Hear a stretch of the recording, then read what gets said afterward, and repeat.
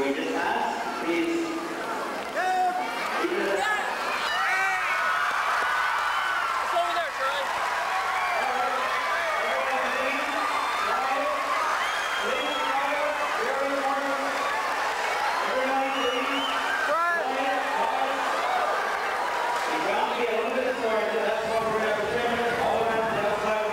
Even if you accepted that it was all right to produce an entire population of orcas that were maladjusted socially and did not get the proper training to be mothers and did not get the proper socialization to be proper orcas, period.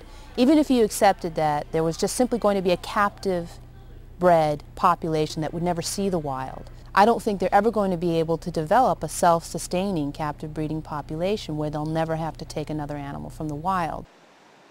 And therefore, the captive population, let alone the captive breeding population, is always going to be much too small to sustain a genetic diversity that's required for a healthy population.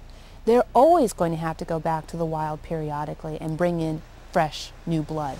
So their claims that their goal is to develop a self-sustaining breeding population is another sham.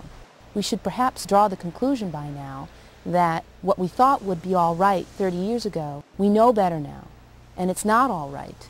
And we don't need to continue to remove animals from the wild and put them into captivity to be ambassadors for the next human generation.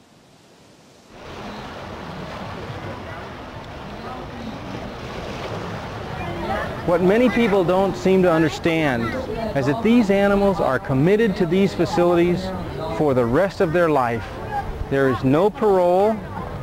They are in small facilities until they die.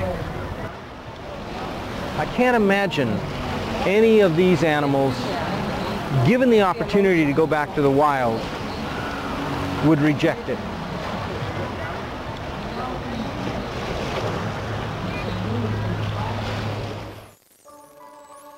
One thing is for certain. As our knowledge, understanding, and appreciation for whales and dolphins continues to grow, so too will the scrutiny we focus on marine parks.